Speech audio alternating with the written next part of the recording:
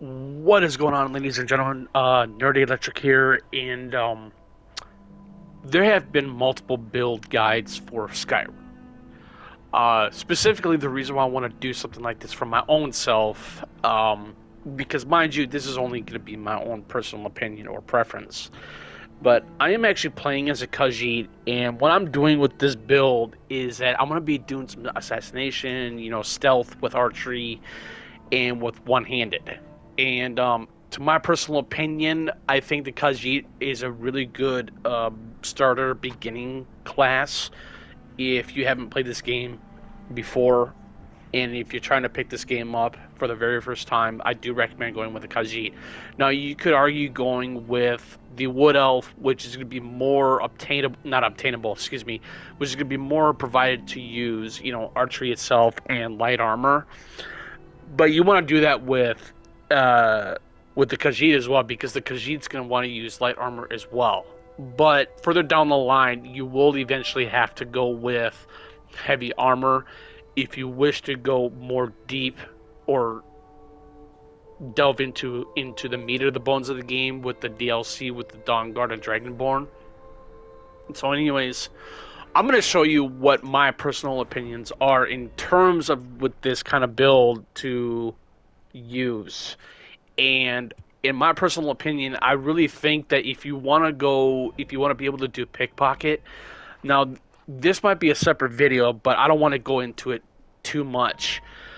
But if you're going to go with the assassination stealth build, especially with one-handed on the side for, like for backup reasons, but you want to go 5 out of 5 in stealth. You want to go into muffled movement because so that way your footsteps are going to be more muffled, obviously. And so if you want to go to Lightfoot, which means you won't trigger pressure plates, which is really nice. I specifically don't go far beyond that point. Go to Silent Roll or to Silence or to Shadow Warrior because you're still going to be pretty much overpowered, especially if you just go with, 5 out of 5 in stealth and do the muffle movement and then go to Lightfoot because what it shows you on screen. So if you want to go more towards on the right hand side as well, other than like putting 5 out of 5 into stealth, go into backstab, and then once you get through the backstab perk here, go to deadly aim, and that's going to be able to allow you to do 3 times more damage while in stealth mode. That's the only way for it to work, obviously. So that's a little bit of a die, but you get my point. Um, Light armor is it's good, but eventually, like I said, you will eventually go into the heavier armor.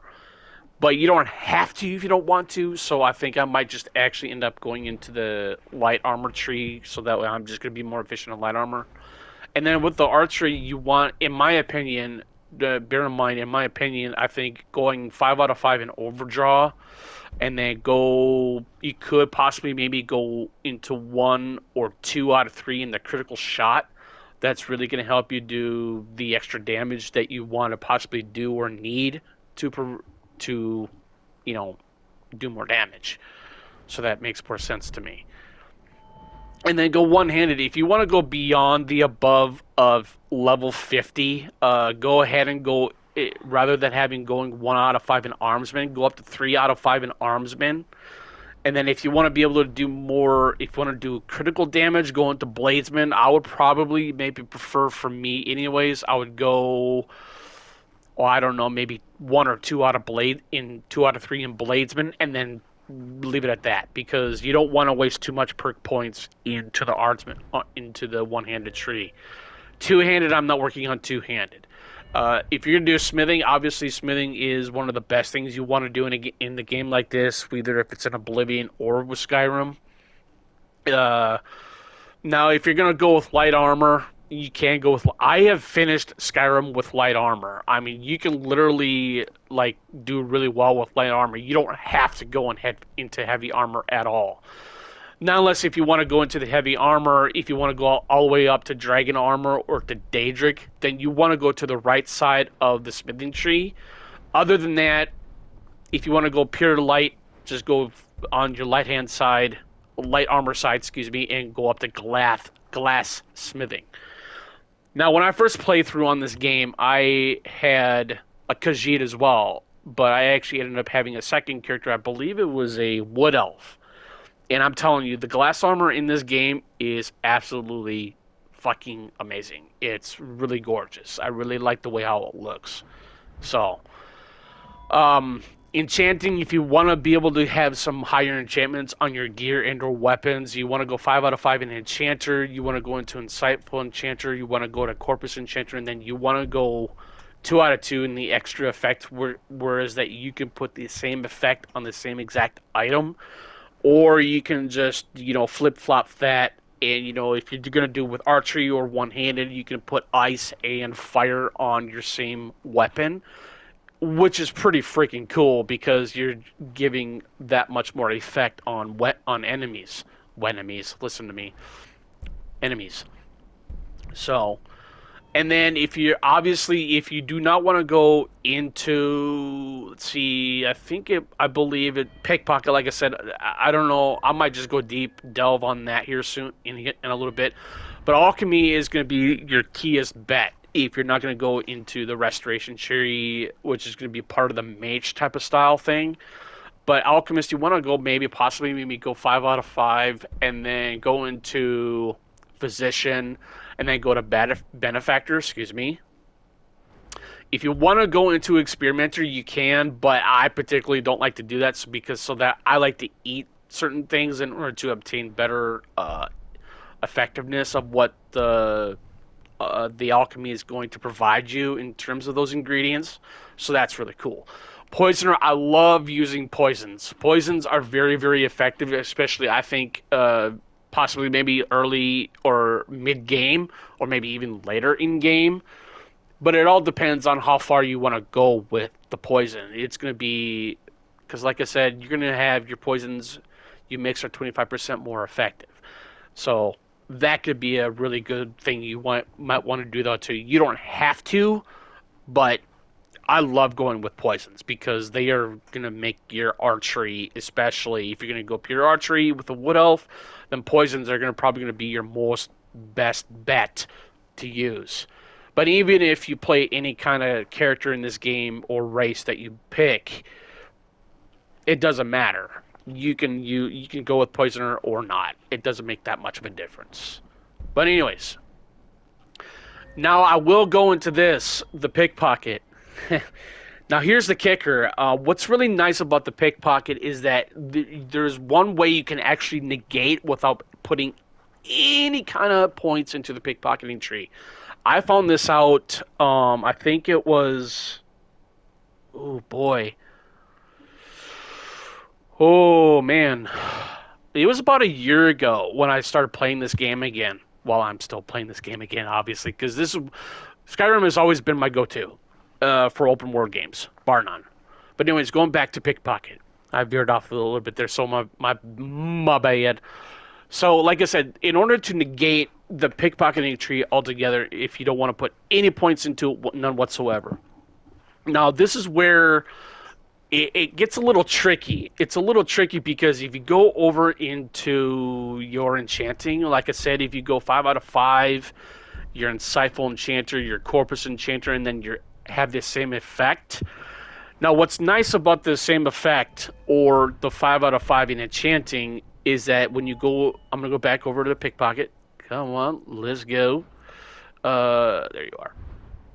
So anything that you can pick up, whether if it's rings, necklaces, or your bracers, or your gauntlets, bracers, same thing, or your boots. You can basically, here's the thing, you can basically negate, like I said, you can negate pickpocketing altogether. You do not have to put any points in this.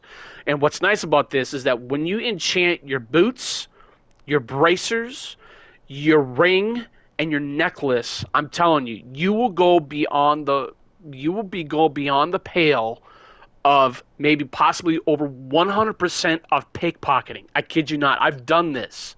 It works. So if you really want to go deep into the enchanting, I highly advise going to enchanting as soon as possible. if you have enough soul gems to use, because there are all different types of soul gems. You have black soul gems, you have grand, you have lesser, you have petty, you have all these different types of soul gems to use. But keep on using those and constantly smith daggers. If you smith a lot of daggers and enchant them with different types of effects, you will gain experience. And the higher experience that you gain by enchanting those daggers, you will achieve eventually 100% on your enchanting.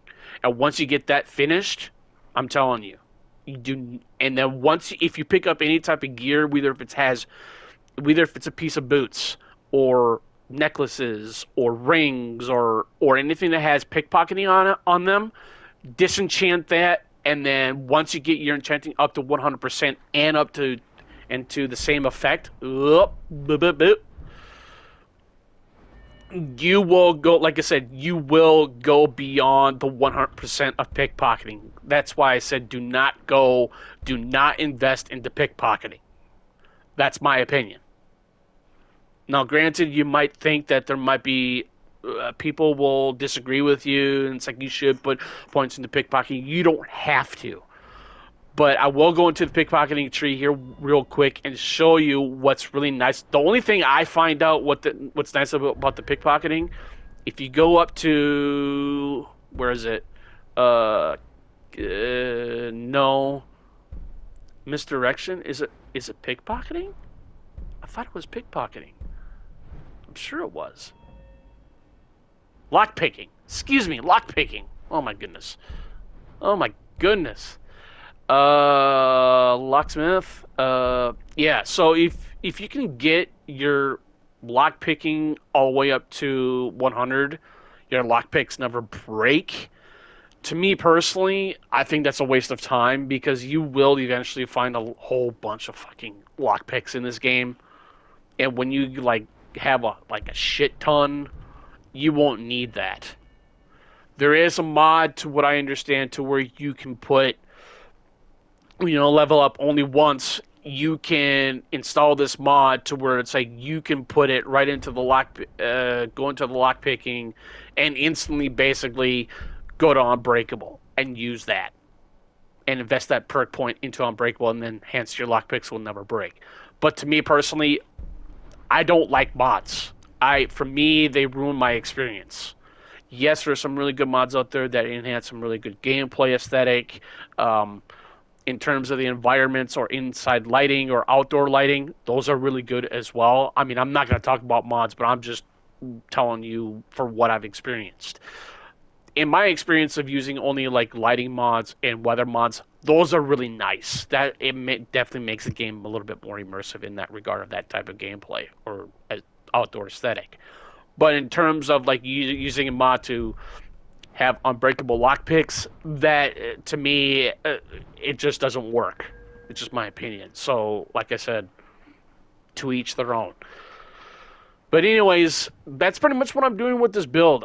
So if you have any more questions, any kind of comments that you might have, please, with all due respect or anything that you might have. But anyways, this is Nerdy Electric here, and peace.